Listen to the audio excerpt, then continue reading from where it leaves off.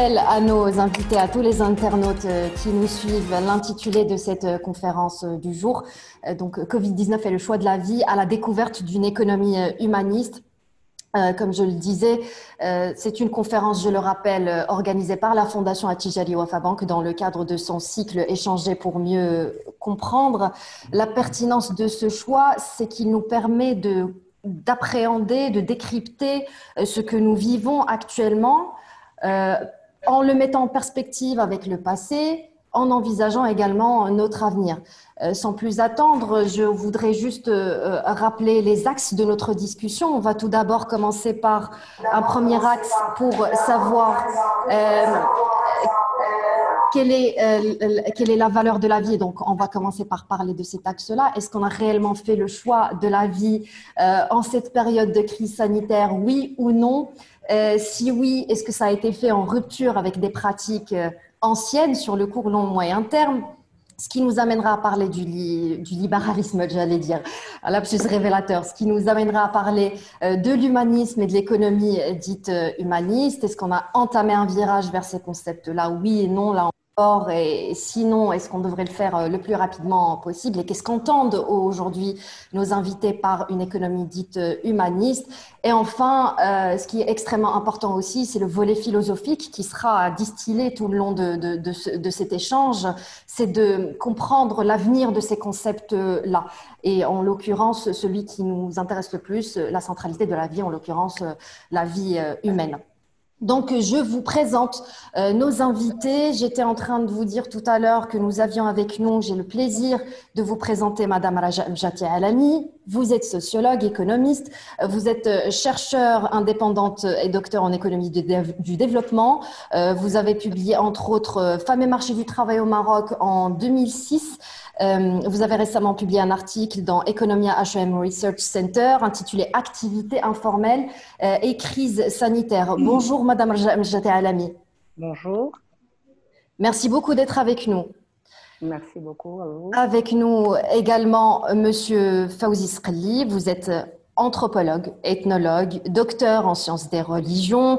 On ne compte plus vos publications, j'en citerai une si vous permettez. Le souvenir de l'être profond, propos sur l'enseignement d'un maître soufi, Sidi Hamza, aux éditions du Relier en 2012. Vous êtes l'un des plus grands spécialistes du soufisme dans le monde. Et vous avez récemment publié dans Le Monde des religions un article que vous avez gentiment partagé avec nous, Nimrod et le moustique, ce qu'un virus devrait nous enseigner. Bonjour Monsieur Fawzi Sqli. Bonjour à vous. Merci beaucoup d'être avec nous. Merci à vous. Et puis, Monsieur Mustapha Larissa, vous êtes professeur de philosophie à l'Université Qadi Ayad, cofondateur du département de philosophie, le 3e au Maroc en 2000 à Marrakech, co-organisateur de la rencontre annuelle Nuit philosophique, la semaine du dialogue dans la ville ocre, membre du CNDH, président de la Commission régionale des droits de l'homme Marrakech-Safi, reconduit d'ailleurs pour un 2e mandat. Vous êtes l'auteur d'une thèse de doctorat intitulée Épistème, discours, pouvoir chez Michel Foucault. Vous avez donc un doctorat en philosophie contemporaine de Paris Panthéon-Sorbonne.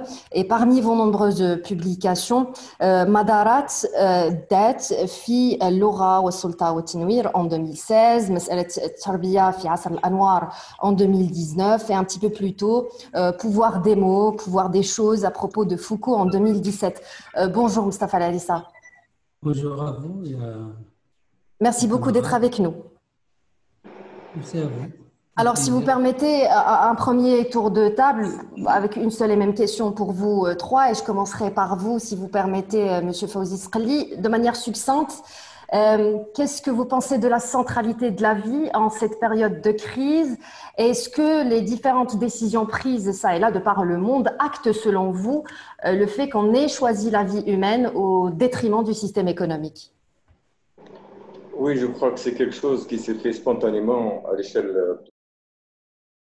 Il n'y a eu aucun doute sur le fait que spontanément on a été vers des choix qui ont été à la différence de beaucoup de crises qui sont passées auparavant, et en l'occurrence des crises sanitaires, tout à fait orientées vers le fait que la vie était prioritaire, et tout ça à l'échelle planétaire. Alors pourquoi c'est probablement une attitude, si je peux dire, culturelle, qui n'est pas venue de rien, qui est venue de l'évolution d'une sociétale à l'échelle planétaire.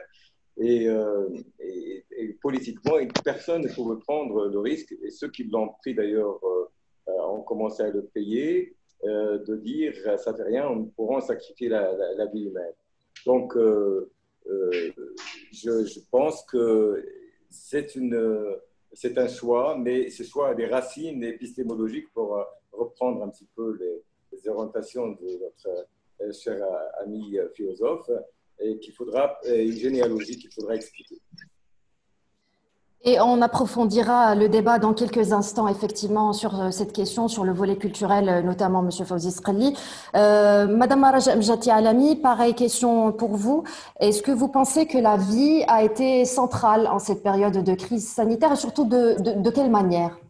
Alors, écoutez, la question telle qu'elle est posée suppose d'abord comment est-ce qu'on a géré cet arbitrage des États entre vie humaine et coûts économiques. C'est très important parce que les économistes, à côté des philosophes, se sont emparés de la question. Alors, bien évidemment, il y a deux catégories de pays. Il y a des pays qui se sont très vite confinés, cherchant à sauver des vies humaines, parce que ne pas se confiner, on ne s'est pas confiné, ou on s'est confiné peut-être à cause aussi des infrastructures sanitaires qui n'étaient pas toujours adéquates dans certains pays. Alors donc, ces deux catégories de pays, soit on a privilégié bien sûr la vie humaine, et les pays qui ne disposaient pas de capacités suffisantes se sont très très vite confinés. Et il y a des catégories d'autres pays tels que l'Angleterre, qui ont tardé à mettre en place le confinement, considérant que les coûts économiques donc du confinement étaient beaucoup plus élevés que les coûts humains. Alors, les arbitrages, bien évidemment, entre les pays se font selon, bien sûr, ces deux options. Bien évidemment, il y a d'autres options. Je ne sais pas si on pourra, si vous voulez que je m'attarde là-dessus. Mais on va rentrer dans le détail dans quelques instants. Certains pays ont joué l'immunité collective, et donc, considérant que il est moins coûteux de jouer là-dessus que d'aller vers un confinement qui peut coûter à la fois en vie humaine, mais bien évidemment dans la dimension économique. Alors, on aura le temps peut-être de… Oui, voilà, absolument. C'est ma première réaction. Monsieur Mustafa Larissa, pareillement pour vous. À l'instant, Madame Mjati Alami parlait de moyens. Est-ce que lorsqu'on parle de la vie en fonction des moyens, on consacre la centralité de la vie, selon vous? Alors, permettez-moi un petit peu de déplacer la question. Ce qu'on a découvert, grâce ou à cause de la pandémie, ce n'est pas la vie, mais c'est la mort. C'est la réalité de la mort. Quelque chose qu'on a oublié, qu'on a tendance à oublier avec la science moderne, avec la médecine moderne, et qu'on se croyait éternel. Plutôt, c'est l'évidence de la mort, ce qui accompagne comme une ombre la propre vie. Je ne suis pas de cet avis qui croirait que brusquement on va s'occuper de la vie.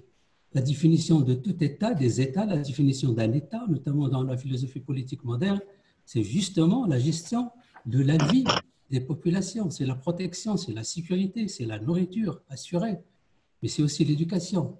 Donc le premier devoir de tout État, c'est de gérer la vie de ces populations, ce qui va donner lieu au phénomène moderne, criard même, qu'on appelle la biopolitique ou le biopouvoir. Maintenant, en situation de crise, il y a de l'improvisation, on fait avec, on improvise, on crée aussi, c'est l'occasion d'être créatif, mais ce n'est pas non plus l'avènement d'une nouvelle ère où, sans être pessimiste, il y a aussi de quoi rester sur ses gardes par rapport à ce qui serait le lendemain. Monsieur Mustafa, ça nous a fait une très belle transition pour entamer le premier axe, puisqu'il a parlait d'ores et déjà de la mort et donc, et même en préparant cette conférence, on discutait de la question de la survie, effectivement. Je reviens à vous, Madame Raja Mjati Alami.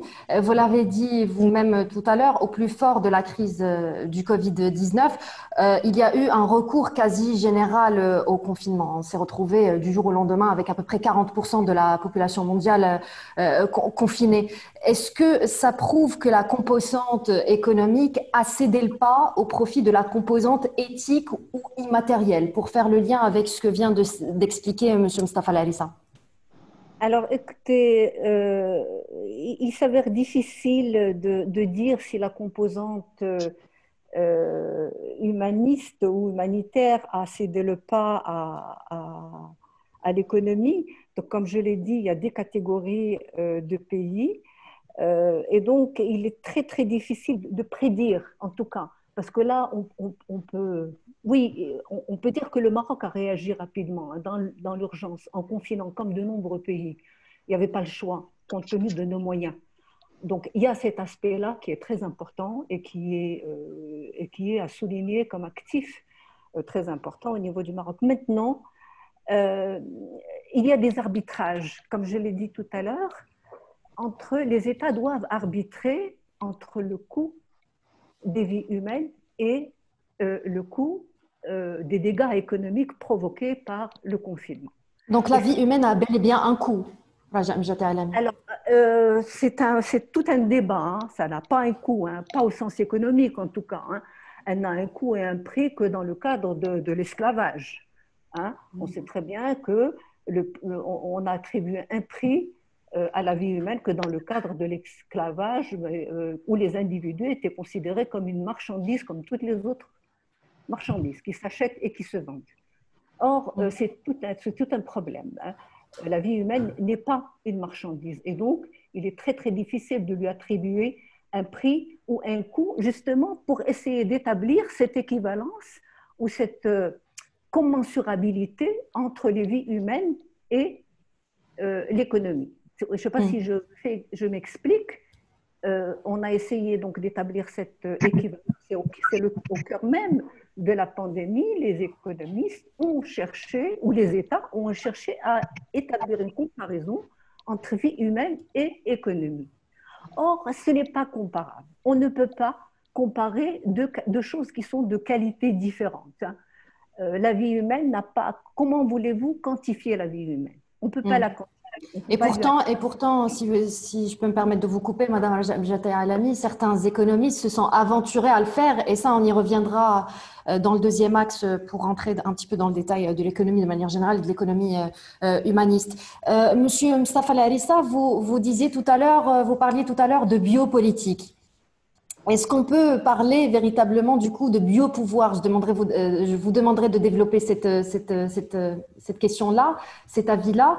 Et par ailleurs, n'y a-t-il pas eu un arbitrage dans l'arbitrage? C'est-à-dire qu'on a fait le choix de la vie, mais de certaines vies finalement au détriment d'autres, si on pense aux autres maladies. Alors, permettez-moi un deuxième petit déplacement, si c'est possible. Avec grand plaisir.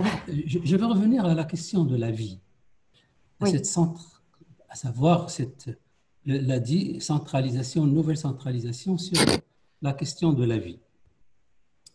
D'abord, je crois que la modernité, que je ne critique pas de manière sectaire, mais je m'inscris dans la réflexion qui l'interroge, qui la rend problématique plutôt que évidente.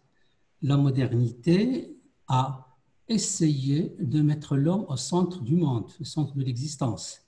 Et on a réfléchi la vie à partir du modèle anthropomorphique. La vie serait d'abord la vie humaine. Aujourd'hui, avec tous les chamboulements, les transformations que connaît l'humanité, il est temps de redéplacer la vie sur une échelle plus large. Bien sûr, l'humanité en fait partie, mais l'humanité ne réduit pas, n'exclut pas d'autres formes de vie et d'autres vivants. Il est certain que l'être humain, que l'humanité est une espèce de vivant particulier. Et cette particularité ne doit pas en faire un privilège, peut-être une responsabilité supplémentaire. Si j'invoque une dimension théologique, je rappelle la théorie de l'istikhlaf, Dieu a mis un suppléant sur terre, ce n'est pas pour en être le maître. La déviation a eu lieu à partir du XVIe, XVIIe siècle, lorsque Descartes avait déclaré la souveraineté de l'homme sur la nature. Or, l'homme est une petite partie presque infime de l'existence de manière générale, donc il faut faire ce déplacement de l'anthropomorphique vers l'ontologique. Il faut penser la vie en termes vagues et en termes généraux, avec une responsabilité accrue et ajoutée à l'être humain. Deux, il faudrait ne pas confondre vie et survie. Je crois que dans tous les systèmes économiques, politiques et sociaux, on est plus dans la survie que dans la vie. Qu'est-ce que serait la vie dans le sens plein, dans le sens, je ne peux répondre à cette question. Qu'est-ce que serait l'homme et l'humanité? C'est une question ouverte. L'humanité travaille à se donner une définition de manière constante. Et donc, je ne sais pas, du Coran, de la Torah, du Nouveau Testament à Nietzsche, il y a une réflexion sur ce qui serait l'humanité en devenir, ce que serait le devoir de l'homme comme être vivant parmi les vivants. Et il est peut-être temps qu'on puisse changer de culture, et donc l'économie, et je rappelle ici la tradition grecque qui faisait de l'économia un exercice préparatoire à ce qui serait l'exercice suprême qu'est la politique. L'économia, c'est la gestion de la vie privée, c'est de la famille, c'est les biens personnels. Et si on réussit cet examen-là, on pourrait prétendre à un examen plus important, à savoir la gestion de la chose publique. Et donc, aujourd'hui, est-ce que l'économie est appelée à devenir autre chose qu'il est? C'est très, très difficile. Je rappelle que la réaction a été en situation de crise. Et pour qu'on puisse parler d'économie humanisable ou humaniste, bien que le terme a été aussi mis en crise, le terme d'humanisme, n'importe qui pourrait prétendre d'être humaniste, mais qu'est-ce que c'est qu'être humaniste? Ce n'est se réclamer d'une forme particulière, donc datée dans le temps et dans l'espace, d'une forme d'humanité. Donc, on n'écrit pas victoire, la crise est là. Bien sûr, comme vous, je salue la réaction rapide et clairvoyante du Maroc sous l'impulsion de Sa Majesté, qui a pu, avec peut-être moins de poids économique, faire appel à toute son intelligence pour faire face à cette crise, à la gestion de cette crise. C'est autre chose, la gestion et l'entretien de la vie. Moi, je préfère parler de l'inaya bil hayat, walaysa tadbir al hayat. On reviendra bien sûr dans la discussion à tout cela. Alors, pour le biopouvoir, biopouvoir, c'est quoi? C'est la gestion d'une population sur un territoire du point de vue économique, du point de vue démographique, du point de vue naissance et mortalité. Donc, il n'a pas pris forme avec la crise, le biopouvoir. Et oui, parce que la vie, avec le système économique que vous avez évoqué tout à l'heure, devient d'abord une vie productive. Et donc, le système capitaliste a besoin de force productive. Donc, on a géré les vies, non pas par, je dirais, anthropomorphie, mais non pas par philanthropie, mais surtout parce que le système en a besoin. Et ce n'est pas par hasard que le 19e siècle va supprimer, et encore plus le 20e siècle, la peine de mort. Parce que le système a besoin de force de production. Et donc, la vie est comptable et malheureusement, il pourrait avoir un prix, une valeur. Mais dans le cadre d'un système, éthiquement parlant, bien sûr, c'est une aberration. Comment, si je me place encore une fois dans un système, dans une optique théologique, est-ce qu'on pourrait donner un prix, une valeur à l'œuvre d'un créateur, d'un divin? Est-ce qu'on pourrait lui donner, fixer un prix? Mais on pourrait aussi se mettre sur d'autres plans, purement naturalistes, purement éthique, et dire que la vie n'a pas de prix, elle a le prix que les vivants pourraient lui donner dans le temps et dans l'espace.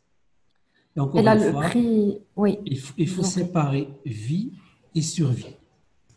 Vie et survie. Survivre, ce n'est pas forcément vivre. Et ce qu'ont fait les États qui ont réagi d'une manière ou d'une autre, c'est plutôt dans l'optique d'assurer la survie. Et c'est une leçon riche de renseignements pour nous tous. Des choses dans notre quotidien, les 3 derniers mois ont changé. Donc peut-être le début d'une nouvelle culture s'installe, peut-être on commence à penser l'humanité en termes global et non pas en termes local et en termes d'identité sectaire. Nous appartenons à l'humanité et donc peut-être aussi c'est l'émergence d'une nouvelle citoyenneté universelle qui pense humanité et non pas appartenance sectaire restreinte à un point dans le cosmos. Monsieur Fawzi Sqali, est-ce que vous êtes d'accord avec la lecture de Monsieur Mustafa Larissa? Entre vie, survie et mort, comment vous lisez, vous, ces éléments-là à la lumière de la crise que nous vivons? Est-ce qu'on a redécouvert une valeur à la vie en cette période de crise? Auquel cas, on peut parler de renaissance, entre guillemets, de l'humanisme? Ou est-ce qu'on a surtout recalculé le coût de cette vie, ce qui est totalement différent? Monsieur Larissa parlait aussi du Maroc qui, en fonction de ses moyens, a fait le maximum et il a salué les différentes mesures prises. Vous, lorsqu'on préparait cette conférence, vous me parliez de l'hubris, la démesure et l'orgueil, si on devait remonter aux Grecs, et qui ont joué pas mal de tours aux grandes puissances économiques finalement. Oui, je crois d'abord l'objet même de notre débat nous montre bien que nous sommes dans une approche de recherche de sens, d'interrogation sur le sens, ce qui est le propre de chaque grande crise. Et celle-ci, effectivement, est une crise, on pourrait presque dire épistémologique, dans le sens où elle nous interroge véritablement sur l'orientation que l'on doit donner à nos sociétés, à nos valeurs, à nos choix. Et donc, c'est un moment où on le voit bien, alors que le monde était dans une accélération continue, que personne ne pouvait imaginer trouver un moyen de ralentir cette accélération et de nous interroger sur finalement l'objet de ce voyage qui était devenu mondialisé et planétaire. Eh bien, d'un seul coup, voilà, la crise nous a mis devant cette interrogation fondamentale. On a pu nous arrêter. Et c'est aussi, plus que la question de la vie, de la mort, évidemment, ce sont des choses qui appartiennent à la réflexion et à notre condition humaine depuis toujours, et bien sûr au cœur de toute interrogation philosophique ou métaphysique. Mais ce qui nous est aussi donné à penser, c'est la fragilité aussi de la vie. C'est le fait que on pensait avoir un certain contrôle sur les choses, en particulier dans des pays où on avait l'impression qu'on avait un contrôle extrêmement poussé sur la possibilité de gérer cette fragilité, au mieux en tout cas, bien sûr par la longévité, par la santé, par l'accompagnement à tous les niveaux. Et donc, ce qu'on a découvert, puisque cette crise a touché pour la première fois, et c'est en cela où elle devient une interrogation planétaire, un centre qui est celui des pays riches de la planète, et des pays les plus riches de la planète et les plus puissants. Et donc, c'est une interrogation sur l'illusion de la puissance. Moi, j'avais fait référence à cela dans cet article que vous mentionniez tout à l'heure, dans le récit biblique et puis coranique de Nimrod et de son dialogue avec Abraham, lorsque Nimrod, qui était un roi qui venait après le déluge, post-diluvien, et qui pensait avoir atteint la puissance suprême, et qui pour cela d'ailleurs avait construit la fameuse la tour de Babel. Eh bien, Abraham l'interroge sur cette puissance, et puis il pense que lui, il peut aller aussi loin qu'il veut. Voilà, c'est l'hubris, c'est des Grecs que vous mentionnez à l'instant, et qui est une sorte de calamité qui arrive d'une façon cyclique. D'ailleurs, même chez les Grecs et dans la mythologie grecque, on voit bien que c'est ce qui finit par perdre les plus grands héros, c'est cette sensation d'autosatisfaction, de triomphalisme absolu, où on pense avoir atteint le degré de la puissance inconditionnelle. Eh bien, Nimrod va être éprouvé par le simple fait d'avoir un moucheron ou un moustique qui lui rentre par le nez et qui lui crée un tel désarroi, un tel désagrément, un tel désordre intérieur qu'il se tape carrément la tête contre les murs et qu'il est entièrement effondré. Eh bien, évidemment, c'est un symbole très, très fort de la façon dont la puissance qui est la nôtre aujourd'hui a été interrogée, a été mise à mal, a été donc finalement mise à l'épreuve. Et c'est cela qui fait que lors de chaque crise, et c'est là-dessus que nous reviendrons, une des crises, par exemple, mondiales qui était celle de 1929-1930, a donné lieu à la guerre mondiale par la suite, puisque devant chaque crise, on a le choix soit de rentrer dans une espèce de régression, ce qui est notamment régression émotionnelle, passionnelle. C'est ce qui s'est passé en 1930, qui a donné naissance à toutes les surenchères de ces sentiments de puissance, de reprise de contrôle sur soi et sur les autres, et ainsi de suite, ou bien au contraire, au fait de tout remettre à plat et de s'interroger sur le sens des choses et la façon de sortir par le haut, en quelque sorte, des crises. Alors là-dessus, je voudrais simplement dire que ça interroge notre société et notre choix sociétal. Et vous savez qu'en 1930, justement, et à cause de cette crise que je mentionnais à l'instant, il y a eu la création de ce fameux outil de mesure que tous les économistes connaissent, le PIB, le produit intérieur brut, qui a été fait par Simon Kuznets et qui devait, en quelque sorte, essayer de donner une image fidèle de ce qu'était la richesse. Et en définitive, de ce que pourrait être une certaine forme de puissance. Eh bien, c'est cette grille de lecture que nous avons adoptée jusqu'à maintenant, hein, jusqu'à les différentes crises qui ont pu, en quelque sorte, remettre notre façon de voir et d'interpréter le réel, et en l'occurrence l'économique, et de le remettre en question. Eh bien, je pense à ce qui s'est passé en 2008, où il y avait une autre crise d'un autre type. Celle-ci, si je peux dire, qui a porté atteinte aux vies aussi, M. Fawzi Sqali, en 2008. Hein? Peut-être d'une autre manière, mais... Voilà. En 2008, il y a eu cette crise financière extraordinaire, d'ailleurs, qui n'est qu'une sorte de crise dont on verra certainement des répliques nombreuses à l'avenir, on s'y attend. Mais enfin, déjà à cette époque-là, il y avait eu une grande réflexion sur le fait de remettre en cause la façon dont on évalue la richesse dans les pays. Qu'est-ce que c'est que la richesse véritablement? Qu'est-ce qui a de la valeur? Alors maintenant, on va passer évidemment parler également de la question de la vie, du coût de la vie. Est-ce que ça signifie d'ailleurs d'un point de vue économique que d'essayer d'évaluer un coût statistique de la vie, mais on y reviendra certainement tout à l'heure. Donc, qu'est-ce qui a véritablement de la valeur? Eh bien, vous savez qu'après cette crise, il y a eu un rapport que je trouve tout à fait intéressant de Joseph Stiglitz, d'Amartya Sen et de Fitoussi, n'est-ce pas, qui s'intitule « Performance économique et progrès social vers un renouveau, vers de nouveaux systèmes de mesure ». N'est-ce pas, vers de nouveaux systèmes de mesure où on essaye d'intégrer justement ce qu'on ne voyait pas, parce que, comme dit le proverbe, lorsqu'on a un marteau dans la tête, on voit des clous partout, n'est-ce pas? Donc, on avait tendance, avec cet instrument d'évaluation, à se forger une vision sociétale, une vision de la société, n'est-ce pas?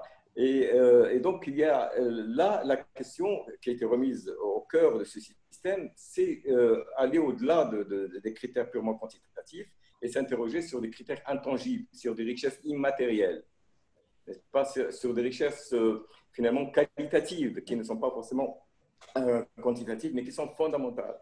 Le terme, par exemple, de capital immatériel, il vous va, à vous, M. Fawzi Sqali? Pardon?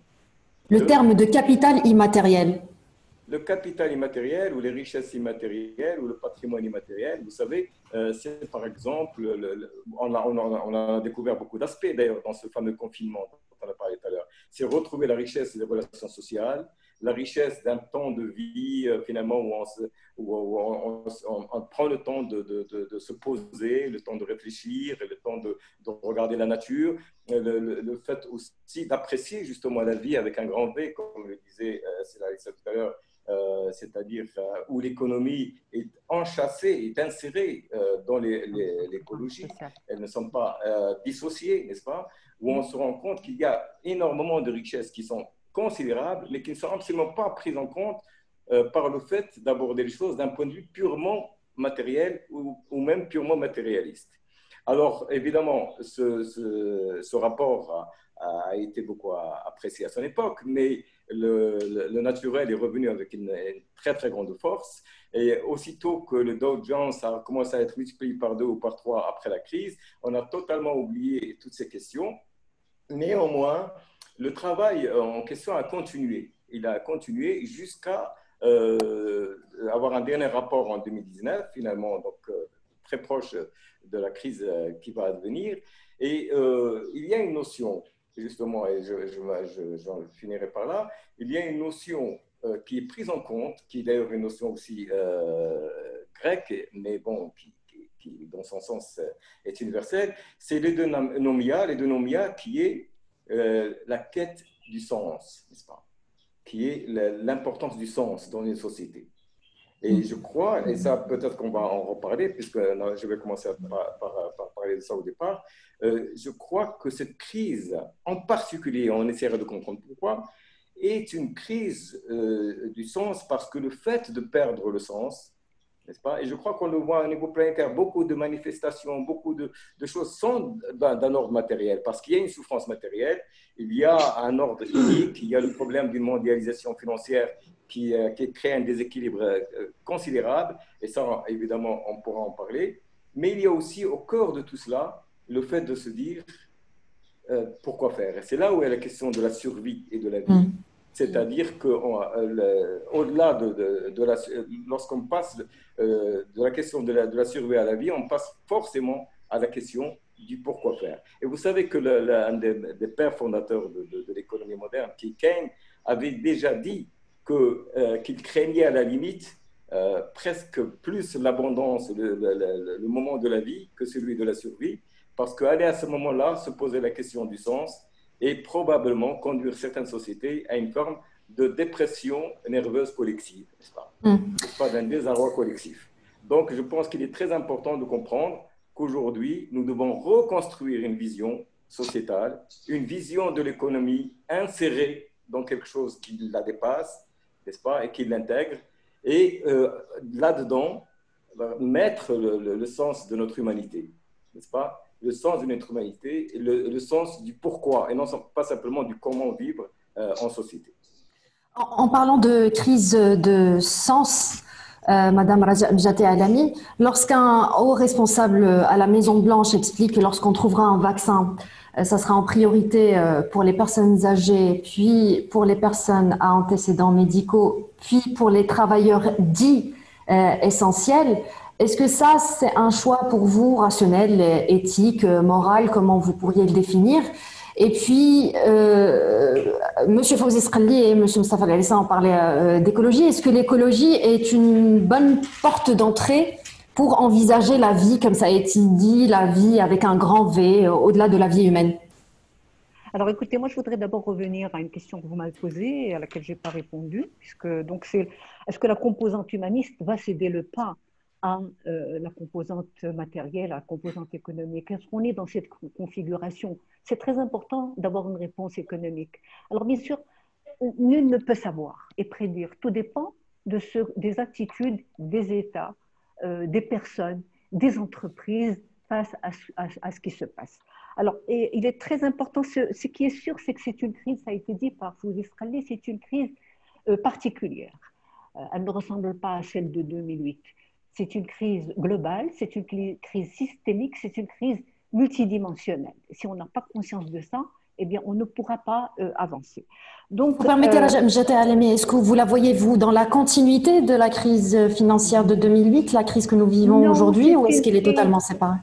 Alors, c'était une crise financière. Là, on a une crise économique, une crise sanitaire et une crise écologique également. Donc, si vous voulez, les dimensions sont liées, sont fortement liées.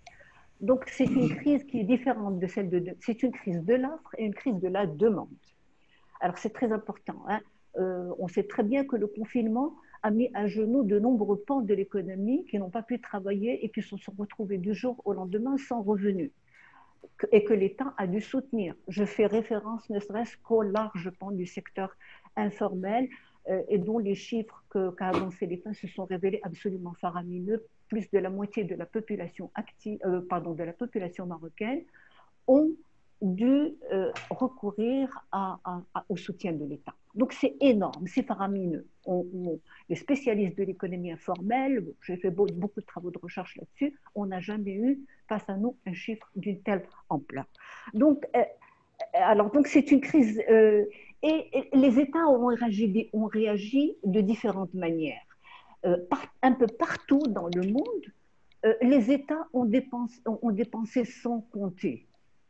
Et c'est très important. C'est-à-dire que, bon, on a à la fois soutenu les entreprises, les petites et moyennes, les toutes petites et les moyennes entreprises et les ménages. Dans le monde, ça, c'est la tendance. Oui, mais pourquoi, Madame Moujati Alami? Parce que, après tout, les chefs d'État, les gouvernements, etc., se sont permis de dépenser sans compter en 2008 pour les banques. Donc, techniquement, ils ne pourraient pas se permettre de ne pas le faire maintenant que l'intégrité de la vie humaine est atteinte.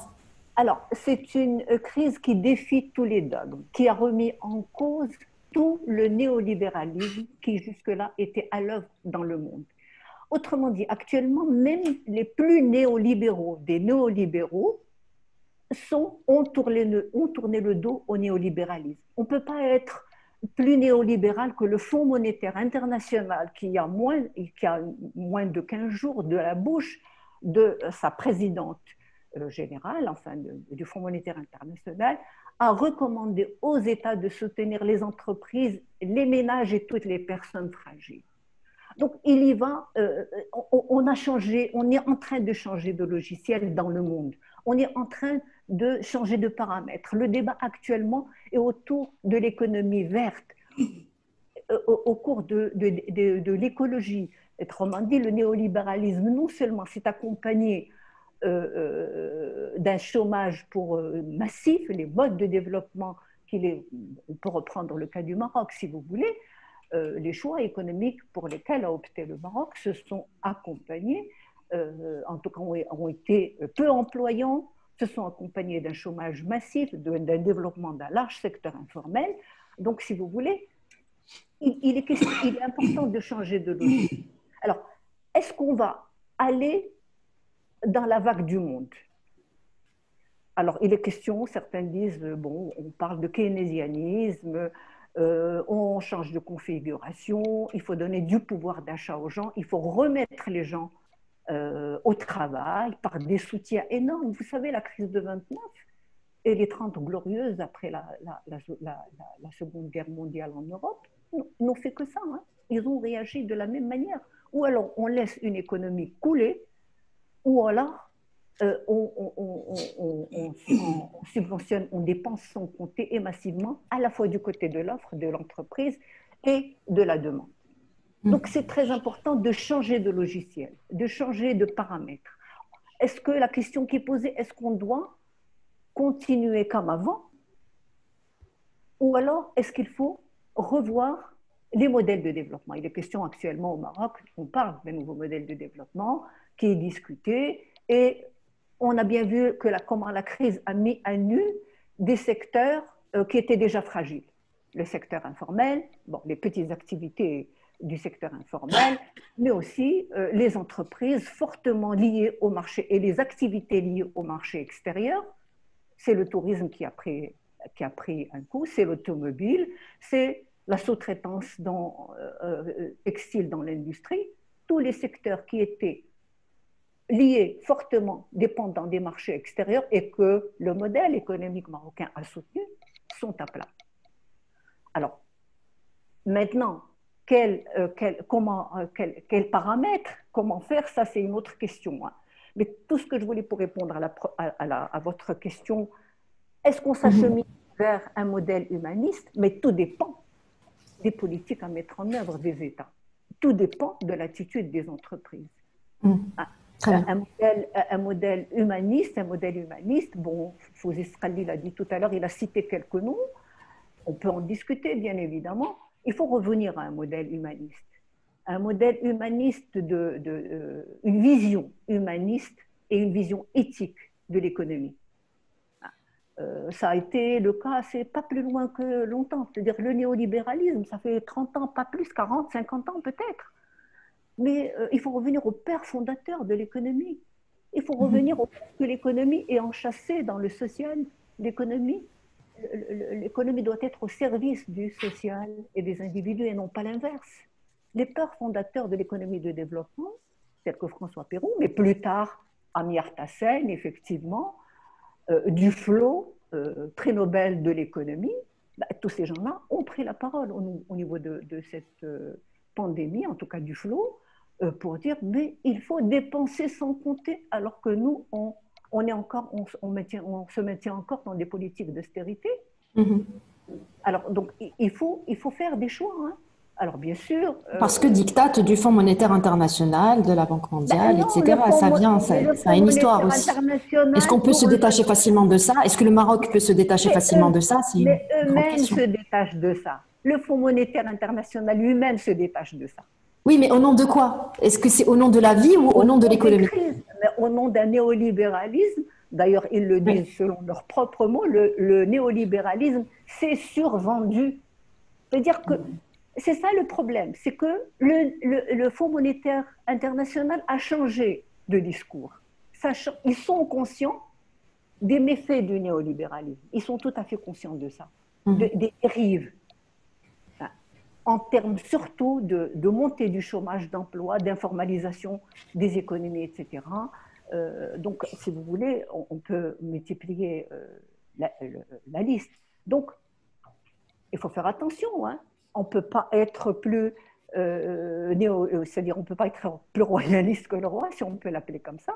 La directrice du Fonds monétaire international, je peux peut-être vous retrouver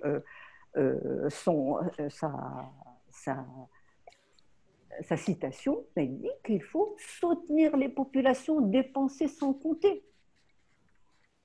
Alors, ce n'est pas uniquement dépenser, bien sûr, du côté de l'offre, comme de manière à relancer la machine, et à relancer l'économie, mais en même temps, dans le débat, c'est imposé aussi la question, non seulement, bien sûr, d'une économie plus juste, plus redistributive, on reviendra peut-être là-dessus, mais c'est imposé aussi le débat écologique, le débat sur une économie verte, le débat sur le fait que le productivisme, le néolibéralisme a aussi un impact sur la terre, sur l'environnement, et que c'est un coût pour l'économie.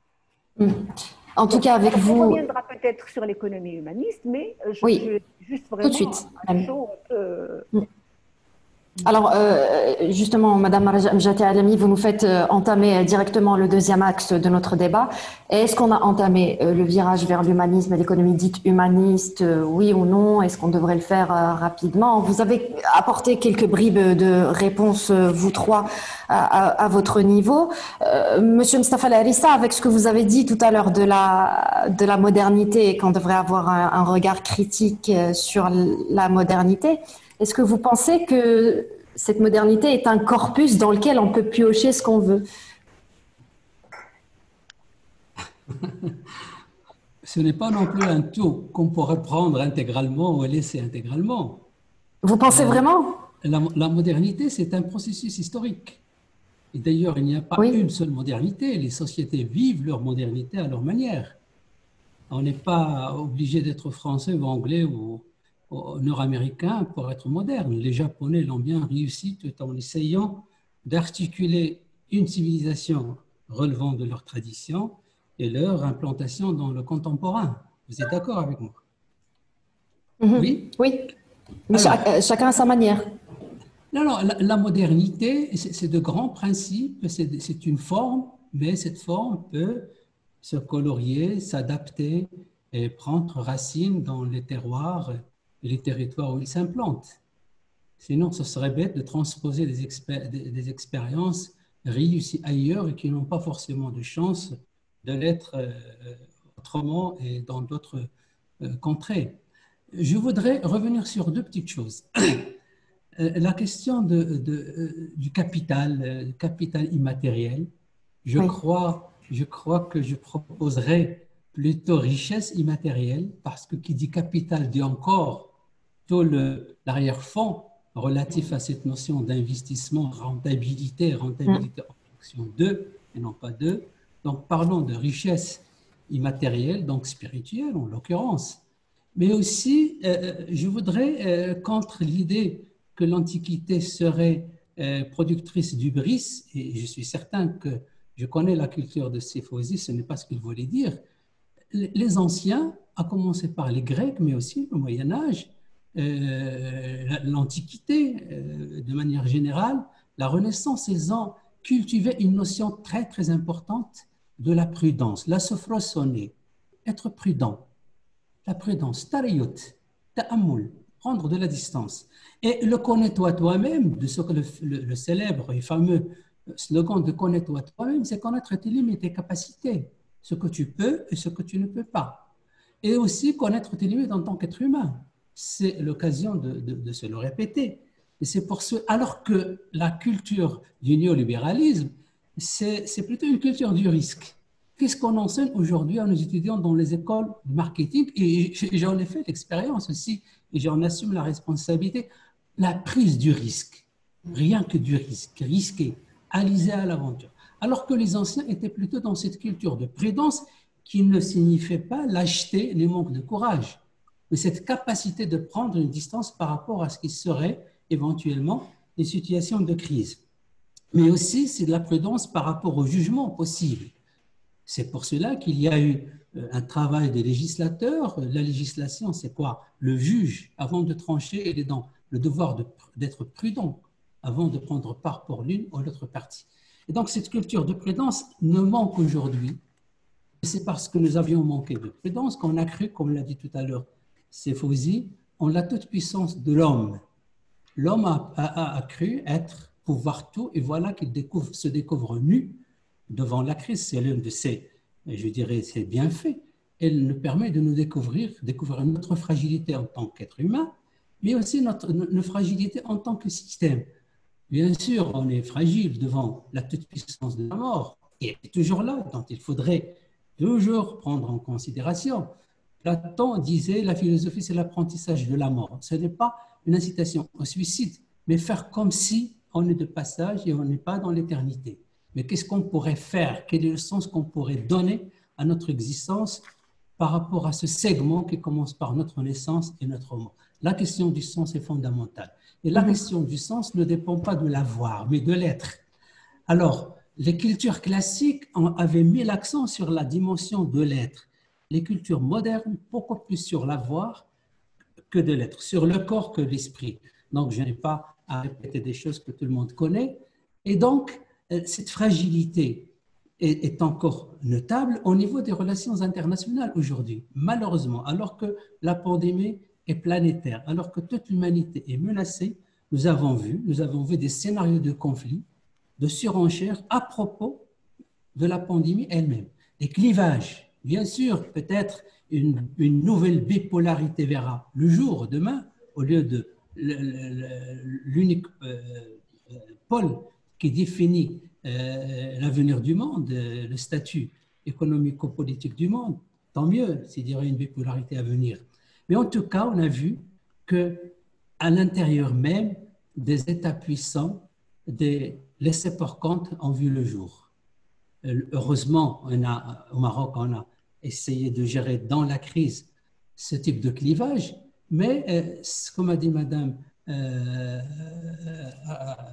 Mjati, oui, encore une fois, d'autres clivages, d'autres mises à nu de nos États, donc entre le rural et le citadin, entre les hommes et les femmes, entre l'économie, le secteur formel et le secteur informel. Et donc, ce sont des fragilités qui donnent à réfléchir. Est-ce qu'on ira vers un nouveau mode? Est-ce qu'on ira vers un nouvel ordre mondial sur le plan économico-social? C'est une espérance. Mais les ingrédients ne sont pas tous là. Il faudrait vraiment accompagner le rêve d'un travail acharné et, je dirais tout franchement, de lutte, de force vive pour que les choses changent. Le monde reste toujours gouverné par des groupes d'intérêt, par des lobbies, et ils ne sont pas prêts à céder sur leur... On peut faire un pas en avant pour reculer 3 pas en arrière, pour sauver le système. C'est ce qui se passe aujourd'hui, c'est le néolibéralisme, je dirais, laisse une ouverture, entrouvrir le champ du social, ce n'est pas parce qu'il y croit foncièrement, mais parce qu'il n'y a pas d'autre solution pour sauver le système dans sa globalité. Alors, la deuxième chose, une économie humaniste. Alors, on va y arriver dans quelques instants, si vous permettez, Monsieur Mustafa Larissa. Vous avez parlé de nouvel ordre mondial. Je laisserai Monsieur Fawzi Sqali réagir à ça dans quelques instants. Mais avant, je reste avec vous, Monsieur Larissa, avec une question d'internaute. Le choix de la vie comme thème philosophique ne date pas d'aujourd'hui. Quel est l'apport, nous dit cet internaute, de la pensée des grands philosophes universels? D'abord, si vous pouviez en citer quelques-uns. Les grands penseurs universels, ils n'existent pas que parmi les philosophes, ils existent parmi d'autres formes de pensée. Ils existent chez les artistes, ils existent chez les théologiens. D'abord, la vie ne se mesure pas par sa longévité, mais par sa qualité, par sa richesse, par ses promesses, par ses capacités de don et non seulement de recevoir. La vie doit être une valeur suprême aujourd'hui qui est menacée, et qu'elle est menacée entre autres par la technologie et par la biotechnologie aujourd'hui. Vous savez, la physique d'hier, les sciences d'hier, la technologie d'hier plutôt considérait la science comme productrice d'outils au service de l'être humain, au service de sa vie. Aujourd'hui, l'être humain pourrait devenir un objet et un outil au service de la technologie. Donc, les formules, les organismes biologiquement modifiés, l'être humain lui-même réduit dans le transhumanisme en un champ d'application, d'expérimentation et pourquoi pas de pièces de rechange, cela quand même nous donne froid au dos. Et les conséquences de la nouvelle technologie, de la technoscience aujourd'hui, notamment dans le domaine biologique, c'est desservir à long terme la vie et non pas la servir. Et ça, c'est une grande question. C'est pour cela qu'il y a une dimension éthique et philosophique dans la crise d'aujourd'hui. Et je dirais que l'humanité ne progresse pas toujours par sa volonté de progresser. Souvent, elle a progressé par les crises qu'elle a pu subir. L'ONU a eu lieu le lendemain de la Deuxième Guerre mondiale, comme ça vient d'être dit. Donc, les crises sont bénéfiques parfois pour la santé de l'humanité. Des philosophes comme Hans, Oui. comme Hans, avec son grand texte, Le principe de responsabilité, nous a depuis une quarantaine d'années attiré notre attention sur l'importance de se redéplacer, comment se replacer en tant que vivant parmi les autres vivants, et comment il faudrait avoir le souci de la durabilité de la vie qui nous traverse, mais la vie dont nous avons la responsabilité de protéger et aussi de laisser aux autres. Et c'est lui qui avait posé la question, quelle vie a-t-on reçu des anciennes générations et quelle vie allons-nous laisser aux générations futures, mais aussi quelle génération future allons-nous laisser à la vie à venir. Du coup, il faudrait des changements radicaux au niveau de notre culture, au niveau de notre appréhension, au niveau de notre interprétation des choses, au niveau de nos rapports en tant que partie de l'humanité. Monsieur Fawzi Sqali, peut-être que vous voulez vous aussi répondre à la question de notre internaute. D'ailleurs, j'en profite pour rappeler que cette conférence évoque le Covid-19 et le choix de la vie à la découverte d'une économie humaniste, une conférence donc organisée par la Fondation Tijari Wafa Bank dans le cadre de son cycle Échanger pour mieux comprendre. Fawzi Sqali, des pays comme le nôtre, la France, le Canada ont choisi le confinement, d'autres ont essayé de l'éviter au maximum, comme les États-Unis, le Brésil, la Turquie également. Pour autant, est-ce qu'il y a une ligne de démarcation claire entre les deux méthodes qui ferait que l'une serait plus humaniste qu'une autre? Je ne crois pas. Je pense que chacun a essayé dans cette crise de trouver des solutions devant une situation tout à fait inédite et tout à fait improbable. Et donc, que s'il y a eu des choix, c'était aussi parce qu'il fallait un petit peu s'adapter aux informations scientifiques et à la situation tout à fait nouvelle. Maintenant, simplement pour dire trois petites choses à raccorder un petit peu avec cette interrogation. D'abord, pour citer un autre sage, citant par exemple Sénèque, n'est-ce pas, lui qui était romain et qui disait qu'il n'y a pas de vent favorable pour celui qui ne sait pas où il va. Il n'y a pas de vent favorable pour celui qui ne sait pas où il va. Et je trouve ça tout à fait intéressant parce que c'est vraiment la question du sens qui se pose aujourd'hui. À partir du moment où on sait quelle est la finalité de ce que l'on recherche, eh bien les choses sont beaucoup plus claires et on peut capitaliser sur les expériences et sur les sagesses. Alors, lorsqu'on parlait de richesse immatérielle, de patrimoine immatériel, évidemment, il faudrait inclure dans cela toutes ces richesses, de ces grandes sagesses de l'humanité, n'est-ce pas, justement, qui ont pu nous donner cette transmission, de cette sagesse, de cette tempérance, de Sophoné dont parlait notre ami Célissa, et qui est la tempérance. Alors, bien sûr, moi, je suis tout à fait, je souscris sur le fait que dans la tradition et dans la mythologie grecque, l'hubris était un défaut évident. Et c'est d'ailleurs comme ça que certains grands héros sont punis à cause de leur hubris, comme Achille après sa victoire contre Paris, n'est-ce pas, dans la ville de Troie, et bien d'autres encore, puisque c'est l'erreur à ne pas commettre. C'est à un moment où on défie le ciel. Qu'est-ce que va exprimer précisément Nimrod dans le récit biblique de la tour de Babel?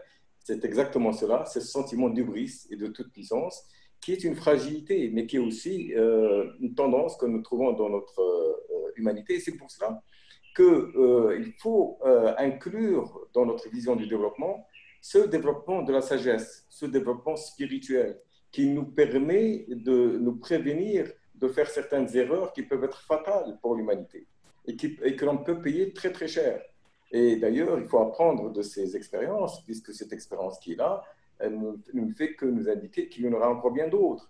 Et donc, nous ne pouvons pas nous permettre de nous dire, bon, ben, c'est un pépin sur le chemin et qu'on va passer à autre chose. Donc, je crois qu'en dehors des solutions techniques que les uns et les autres peuvent trouver, c'est une remise en cause, et beaucoup de politiques d'ailleurs l'ont compris, que c'est une remise en cause très, très profonde et très approfondie, n'est-ce pas, du système lui-même, parce qu'on a compris qu'on ne pourra pas continuer comme ça.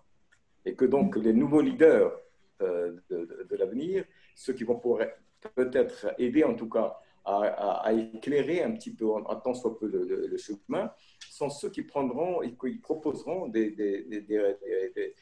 chemins et des stratégies et une vision de l'avenir tout à fait différente.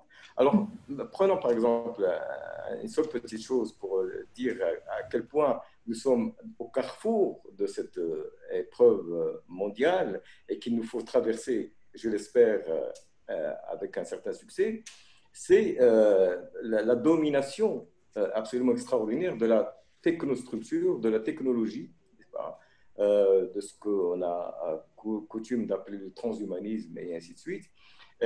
Alors que pendant un moment, on a salué un petit peu cela comme la révolution de l'intelligence collective, la révolution du vivant et tout cela, et ainsi de suite. Mais on s'est vite rendu compte, et c'est ce que nous sommes en train de vivre et ce que nous allons encore plus vivre à l'avenir, c'est que nous sommes en face d'une espèce de domination d'un ego collectif. Nous parlions de ces égos-là, de ces superstructures du pouvoir et de l'hubris et de l'ego collectif. Eh bien, nous sommes en face de quelque chose de considérable de ce point de vue-là, si bien que ce qui pouvait être comme une crise, une opportunité pour l'humanité, va pouvoir être le moyen le plus sûr et le plus efficace de la mettre en esclavage, n'est-ce pas, et de créer encore un gap absolument inédit des inégalités qui peuvent exister dans le monde, n'est-ce pas, des inégalités de ceux qui pourront avoir accès à cette technologie pour en faire l'usage qu'ils souhaiteront en avoir, de ces nouveaux maîtres de ce qu'Harari, n'est-ce pas, a parlé un petit peu comme de nouvelles déités en quelque sorte, n'est-ce pas, qui vont en tout cas se considérer comme tels, avec une telle différence entre la possibilité de gérer ces moyens-là et par rapport à ceux qui n'en ont pas les moyens, que nous allons créer de nouvelles castes d'esclavage à un niveau mondial et que, évidemment, l'interrogation qui est la nôtre aujourd'hui doit nous permettre, puisque nous en avons la possibilité, de nous dire qu'est-ce qu'on fait avec cela. Alors, c'est là où il y a quelque chose de très intéressant, c'est que c'est quelque chose de complexe, qui ne pourra pas se dire en quelques minutes, mais c'est le moment ou jamais de réfléchir à tout cela, parce que nous avons vu maintenant les faiblesses de ce que nous avons appelé la mondialisation heureuse, n'est-ce pas? Et nous avons vu que quelque chose qui pouvait être une ouverture sur le monde, eh bien, elle a constitué des faiblesses structurelles, même dans les pays les plus puissants, puisqu'il fallait tellement optimiser les profits qu'on a tout, en quelque sorte, délégué et relégué hors de soi pour ne garder que ce qui pouvait être véritablement le cœur de la production du profit, en faisant fi justement de ce principe de précaution et de prudence dont on parlait tout à l'heure, et en considérant que, en réalité, grâce justement à tous ces moyens, grâce à cette mondialisation, grâce à cette possibilité technologique, tout devenait possible. Eh bien, par là même, on se rend compte qu'on a créé un système qui, sous cet apparat, a créé des inégalités de plus en plus grandes dans le monde tel qu'il est. Et a créé une situation de fragilisation absolument considérable et a créé aussi ce qu'on a appelé une sorte de pénurie fabriquée, n'est-ce pas? C'est-à-dire qu'on fabrique la pénurie. Nous étions à un moment dans un certain système de l'époque agro-industrielle, nous étions dans l'économie de la survie, l'économie darwinienne, de la compétitivité, des plus forts, des ceci, ainsi de suite, et puis en train de se battre un petit peu comme une meute, si on peut dire, animalière, pour obtenir les choses qui sont finalement rares, hein, et en avoir la plus grande part. Donc, on était un peu dans ce système-là, mais nous sommes passés dans un système où, plus que jamais auparavant, nous avons produit une richesse tout à fait importante, extrêmement importante, qui s'est démultipliée en réalité et qui répond largement aux besoins de notre humanité. Largement. Simplement, le problème, c'est qu'on n'est plus au niveau des besoins, on est au niveau de la production d'une richesse factice, de la production d'un consumérisme effréné et de la production d'une inégalité, d'une pénurie purement fabriquée par le système lui-même. Monsieur Fawzi Sqali, vous avez abordé énormément de choses. Malheureusement, on n'aura pas le temps de revenir sur tous les aspects. Je retiendrai la technostructure dont vous avez parlé, une technostructure tellement vantée, mais qui n'a pas pu empêcher le recours à une pratique tellement archaïque qu'est le confinement. Les inégalités également, Madame Raja Mjati Alami, si on pouvait revenir là-dessus. Et d'ailleurs, c'est une question d'un des internautes qui nous suivent. Est-ce qu'il ne faudrait pas d'abord combattre les inégalités avant de parler d'économie dite humaniste? Et une autre question également, très courte mais très importante. Quelles sont les caractéristiques propres d'une économie humaniste? D'accord. Je commencerai par peut-être cette dernière question. Au préalable, j'aimerais juste répondre peut-être à la question que vous avez posée à Fawzi Sqali concernant la comparaison entre les États-Unis et le Canada. Il est très important de dire que la différence, en fait, le choix des États pour un confinement ou ne pas confiner ne dépend pas uniquement de l'arbitrage entre la dimension sanitaire et la dimension économique. Il y a d'autres facteurs qui interviennent. Et on l'a vu parfaitement, les États-Unis, c'est un pays où le concept de liberté est placé avant toute chose. Hein. Donc, voilà, pour eux, c'est la liberté de la personne. On peut dire ce qu'on veut là-dessus et l'apprécier comme on veut, mais c'est une question. La décision de confiner dépend aussi des attentes des populations, de la participation des populations au débat.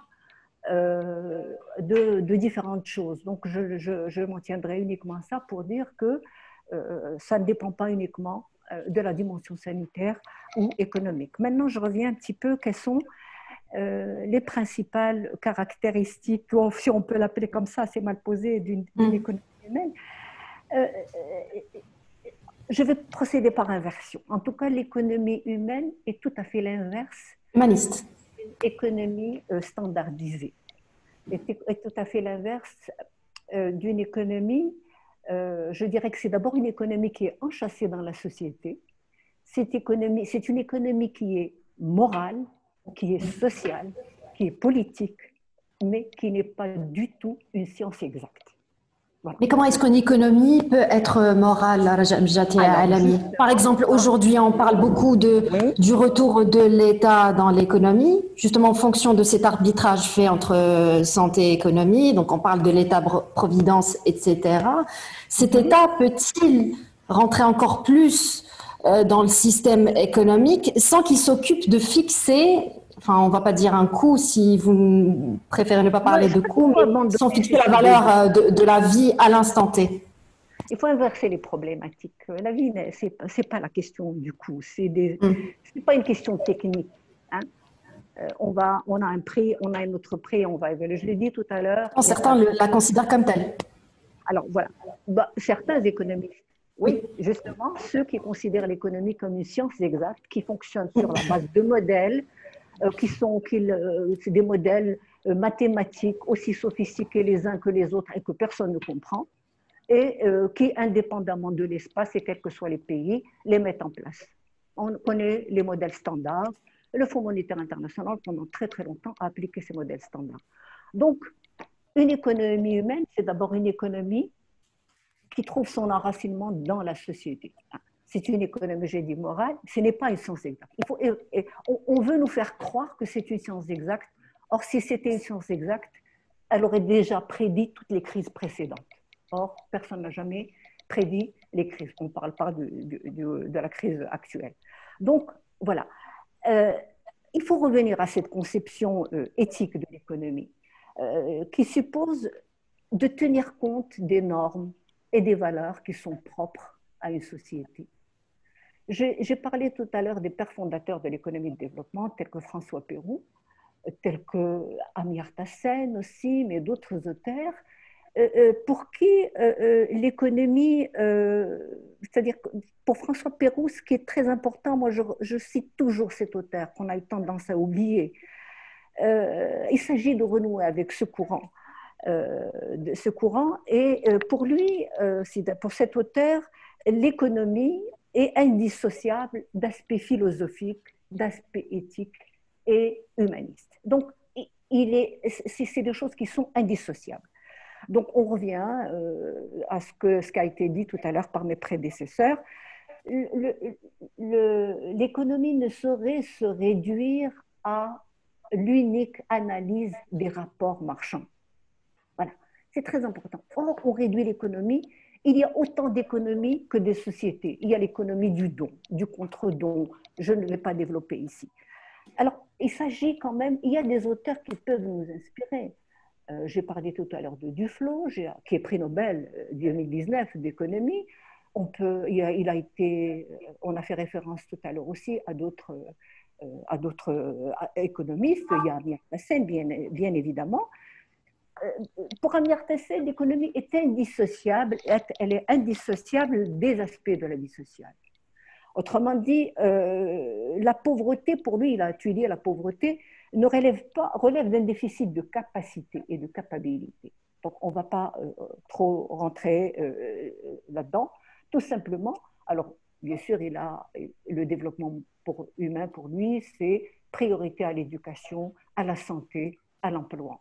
Et qui, bon, entre autres, mais différentes dimensions qui relèvent de la mobilisation des politiques publiques. Alors, donc, il y a beaucoup d'auteurs qui peuvent nous inspirer, beaucoup d'approches qui peuvent nous inspirer. Or, je pense que là, on considère que l'économie, c'est uniquement les rapports marchands, tout ce qui est comptable, tout ce qui est chiffrable, tout ce qui est mesurable. Ça ne veut pas dire que je suis contre la mesure, pas du tout. La mesure n'est qu'une photo, mais il faut passer à l'analyse. Et donc, remettre, si vous voulez, réexaminer les fondamentaux et les logiques propres des sociétés. Alors, vous me dites concrètement qu'est-ce qu'il faut faire. Alors, bien évidemment, moi, je vais dire une chose tout à fait simple. Il est question d'un débat actuellement sur le modèle de développement. Eh bien, il faut déconfiner ce modèle. Il faut déconfiner le modèle de développement actuel si on veut réellement passer à autre chose. Alors, bon, de quelle manière effectivement, il s'agit de mettre en place un modèle qui serait davantage redistributif. Effectivement, les inégalités au Maroc, le Maroc est l'un parmi les pays de la région MENA est le plus inégalitaire, que ce soit les inégalités entre régions, les inégalités de revenus, les inégalités en matière d'accès à la santé, au logement, à l'éducation, etc. On pourrait peut-être développer ça si vous voulez, mais ben oui, effectivement, un modèle davantage redistributif, un modèle qui réduise les inégalités. Hein. On ne dit pas effacer les inégalités, mais on dit réduire les inégalités, ce qui, bien sûr, appelle des politiques publiques. Alors, moi, je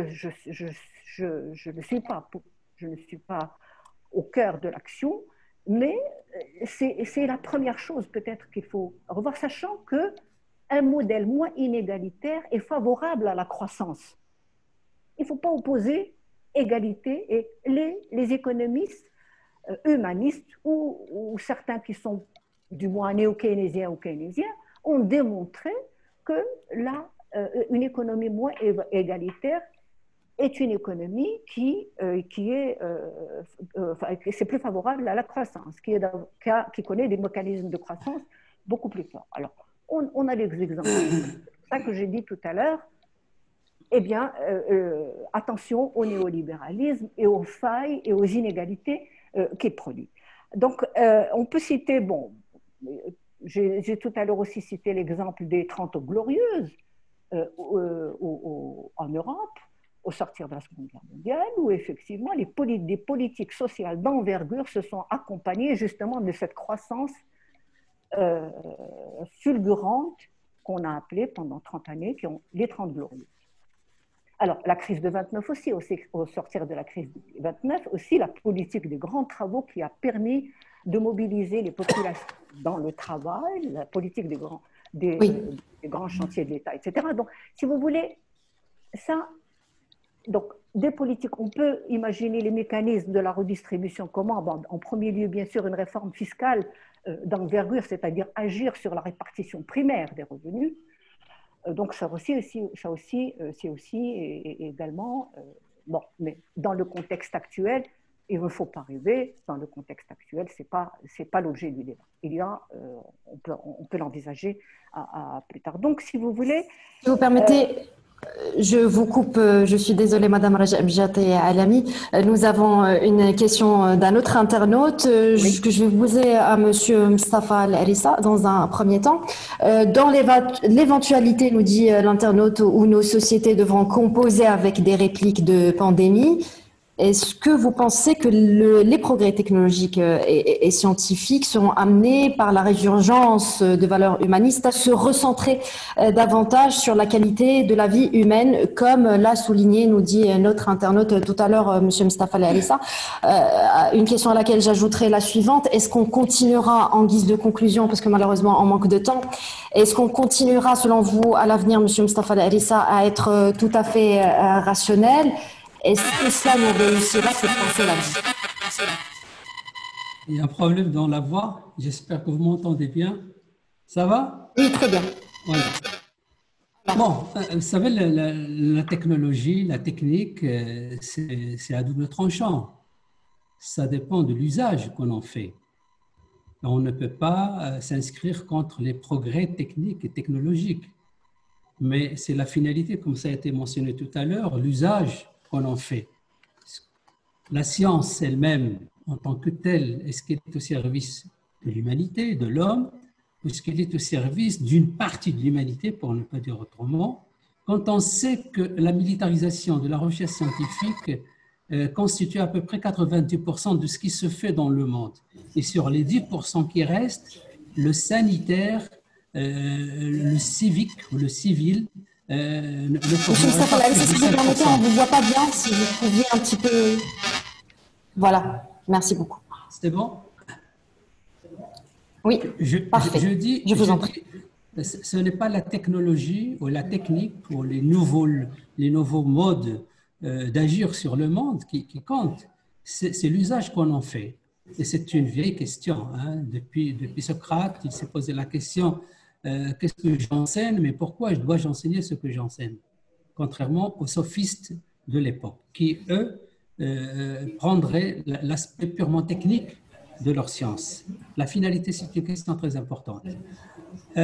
Aujourd'hui, il est temps de revoir justement les stratégies qui consacrent la recherche scientifique. Comme je viens de dire, la majorité des projets de recherche scientifique sont à dessein militaire.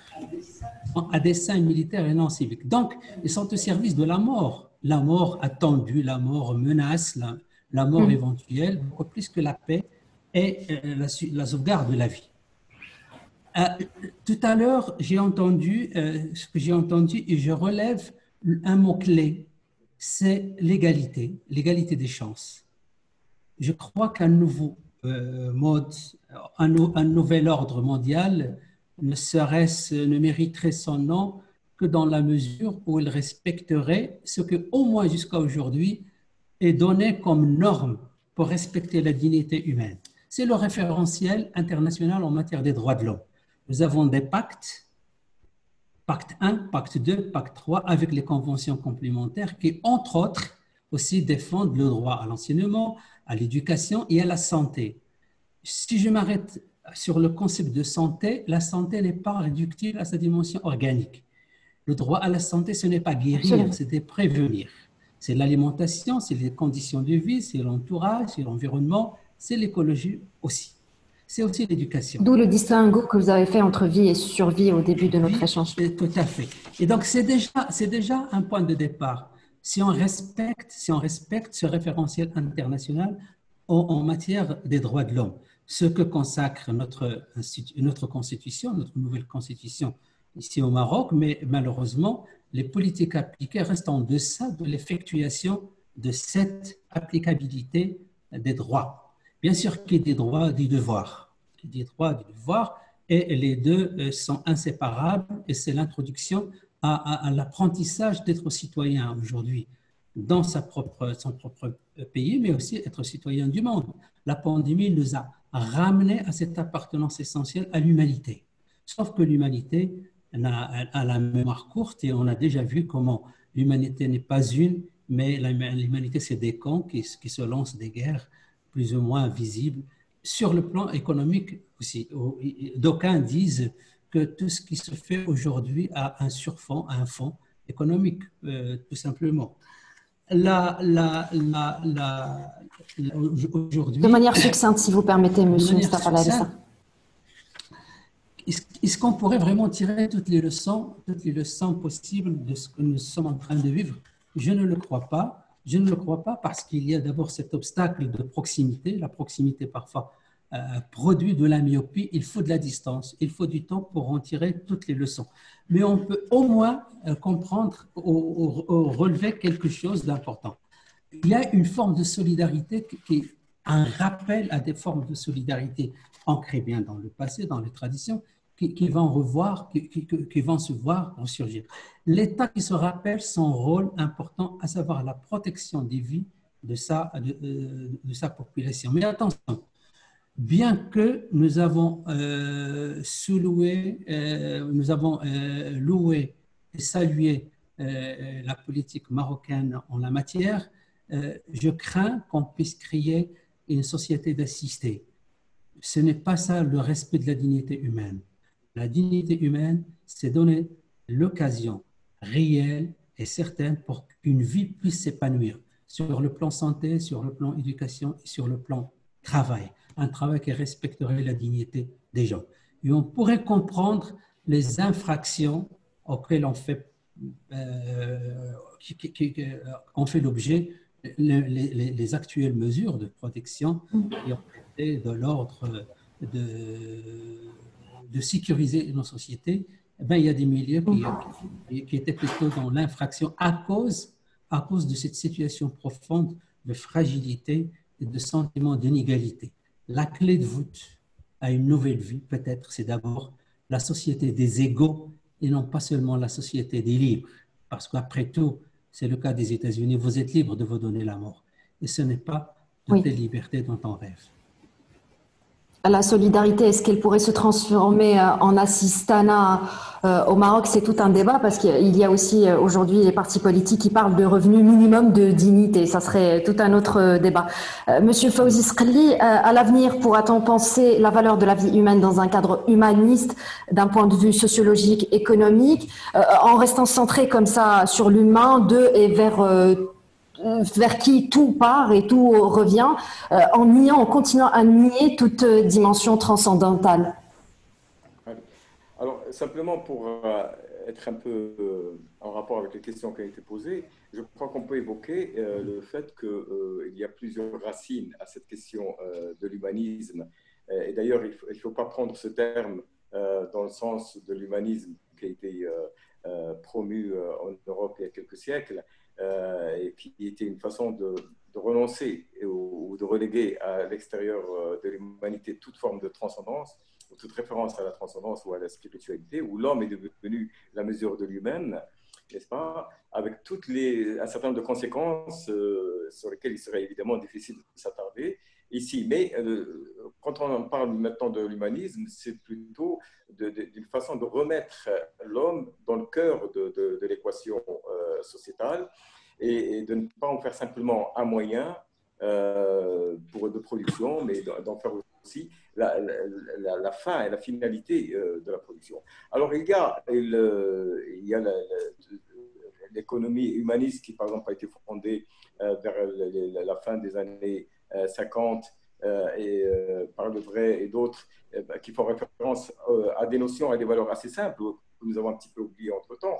La notion justement d'équité, ça a été soulevé, la question de la solidarité, de l'interdépendance des groupes les uns par rapport aux autres, la question de la pluralité, de la diversité et de la non-discrimination, et puis évidemment quelque chose qui est revenu en force en ce moment, mais qu'il faut comprendre aussi dans sa profondeur humaine et spirituelle, et pas simplement dans une donnée purement, si je peux dire, matérielle, c'est toute la question écologique. Parce qu'il faut aussi parler de l'écologie humaine et de la place de l'homme dans cet environnement, et non pas se mettre en situation d'être dans une espèce d'idolâtrie de la nature, mais qui serait concomitante d'une déshumanisation ou d'une relégation de l'humanité. Donc, il y a quelque chose là à jouer qui est extrêmement sensible. Et je voudrais simplement aussi ajouter une expérience qui a été intéressante, qu'il faudrait mentionner et qu'il faudrait surtout prolonger, parce qu'elle a aussi ses faiblesses. C'est ce qu'on a appelé, parfois en s'en moquant un petit peu, le produit du bonheur brut, n'est-ce pas, du bouton, n'est-ce pas, du bouton, mais qui est très intéressant, beaucoup plus qu'on l'imagine, et qui précisément a essayé de répondre en quelque sorte à cette espèce de folie du PIB, n'est-ce pas, où les richesses augmentaient à la mesure même où augmentaient les catastrophes. Donc, vous savez, même là, même avec le Covid, il y a un certain nombre de richesses qui ont fait un bond, n'est-ce pas, et même au niveau boursier. Donc, les catastrophes ne sont pas du tout antinomiques avec une certaine conception de la richesse matérielle, au contraire. Donc, il y a là une remise en cause qui a été faite depuis longtemps, depuis des décennies dans le bouton, où les choses ont été plutôt les valeurs phares, les valeurs de référence principales, étaient plutôt l'équité, l'écologie, la gouvernance. Et aussi, il faudrait ajouter, et c'est à cela que vous faisiez référence à l'instant, et je crois que c'est une chose extrêmement importante à mettre au cœur de notre humanité, c'est la dimension spirituelle. Et c'est là cette nouvelle forme d'humanisme, qui n'est pas l'humanisme qui a été infirme ou séparé de sa dimension spirituelle, mais au contraire une sorte d'humanisme spirituel. Et c'est là qui doit être le vecteur principal d'une nouvelle conception d'une nouvelle forme de développement. Et je voudrais simplement ajouter la chose suivante, c'est que, comme nous l'avons tous un peu mentionné, c'est qu'il est temps justement aujourd'hui de renverser l'équation de la technofinance, de la technostructure, n'est-ce pas, et de remettre tous ces moyens absolument extraordinairement puissants au service de cet humanisme spirituel et au service de la création d'une intelligence collective. On en fait un exemple là aujourd'hui même à travers cette conférence et je crois qu'il est possible aujourd'hui de faire remonter les expériences, de faire remonter les connaissances, de faire remonter les intelligences, n'est-ce pas, du terrain, du terroir, à travers cette technologie qui peut, à ce moment-là, jouer un rôle au service de cet humanisme spirituel. Madame Mjateh Alami, en prenant en compte la sacralité de la vie humaine, est-ce que vous pensez, vous, l'humanisme spirituel, comme vient de l'expliquer M. Fawzi Sqali, compatible avec les impératifs des politiques publiques, justement, en nom d'intérêt économique? Je pense qu'on ne peut que répondre d'une manière positive. L'éthique, quand j'ai parlé d'une économie humaniste est une économie d'abord éthique, est une économie morale, hein, j'ai commencé par le dire tout à l'heure, qui s'appuie sur les dimensions philosophiques de la vie. Hein. Ce n'est pas incompatible, ce n'est pas du tout incompatible. Je l'ai dit tout à l'heure, l'économie ne se réduit pas uniquement aux espaces marchands. Au Maroc, par exemple, je prends un exemple, celui de l'artisanat. Je parle des petits artisans qu'on retrouve dans les vieilles villes. Les logiques de fonctionnement n'ont rien à voir avec le capitalisme ni le marché. C'est des logiques endogènes qui ont toujours existé.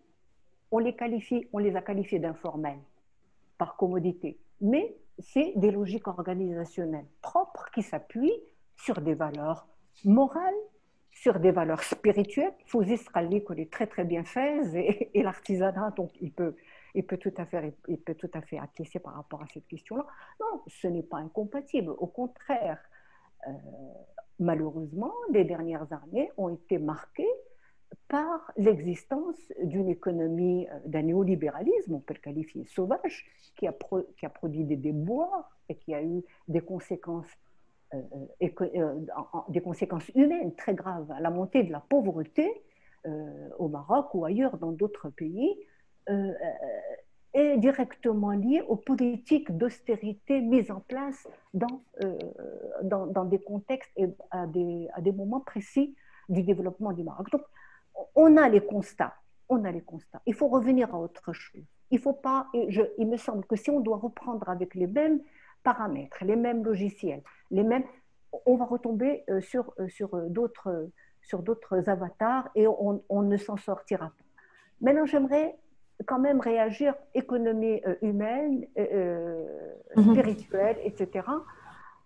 J'aimerais revenir quand même sur la question qui a été abordée par rapport à ce revenu universel minimum considéré comme de l'assistanat. Ça dépend pour qui. De manière succincte, si vous permettez, Madame Mjateh Alami. Moi, je peux m'arrêter tout simplement pour dire. Non, allez-y, je vous en prie. Allez-y.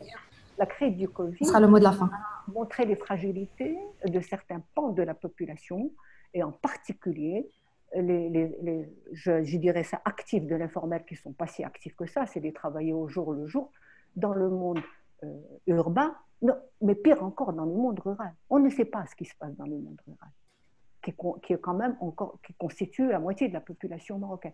Donc, ce revenu minimal, moi je ne l'appellerais pas revenu minimal, je dirais une protection sociale minimale en direction de ces catégories. Il y a des pays à un niveau de développement beaucoup plus faible que le Maroc qui l'ont mis en place très dernièrement, le Togo. Par rapport, c'est par intérêt bien pensant. Bien sûr, l'assistanat, on ne peut que s'élever contre un assistanat qui est demandé par des catégories. Par exemple, on m'a dit que dernièrement, pas tout à l'heure, que les taxis, etc., sont en train de... Non, il y a un il y a une question de ciblage. On peut cibler ces populations. Au-delà de ça, cette question était déjà en discussion en 2008, lorsqu'il y a eu la libéralisation de la caisse de compensation et au moment où on a réfléchi à la mise en place d'un registre social unifié, hein, et qu'on a très très vite abandonné. Il était question, je veux dire, ce n'est pas une question qui est nouvelle, hein. Le registre social unifié était justement destiné à protéger les catégories très très fragiles, justement de cette libéralisation qui pouvait s'accompagner de l'augmentation des prix et que ne pouvaient pas supporter certaines populations. C'est ça une économie solidaire, c'est ça, il me semble, une approche éthique et spirituelle aussi de l'économie. C'est privilégier les protections des plus faibles par des politiques publiques, mais également par éthique et par morale, sachant que justement l'économie marocaine n'est pas uniquement composée de sphères uniquement marchandes. Hein. La vision éthique, elle se trouve de l'économie, se trouve dans l'artisanat.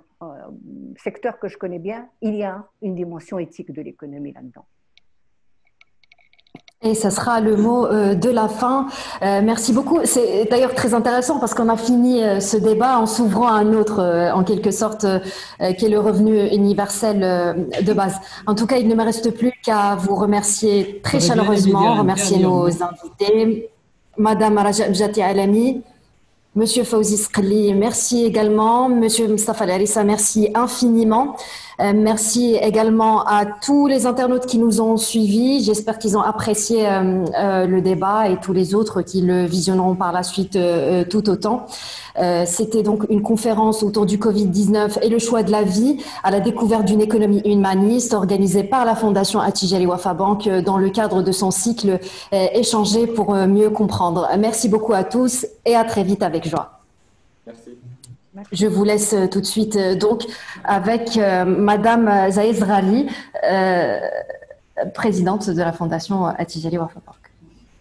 Bien, merci Sarah Rami, et j'aimerais, en tant que responsable de la Fondation Attijari Wafa Bank et au nom du président, directeur général, Monsieur Mohamed Ali, remercier nos illustres conférenciers, Madame Jaté, Monsieur Fawzi Sqli, et Monsieur Larissa pour vraiment cet éclairage. Je ne vous remercierai jamais assez de nous avoir élevés par la pensée, de nous avoir permis de nous interroger avec la qualité et la profondeur de vos analyses sur les conséquences parfois pas assez mises en avant de cette terrible pandémie.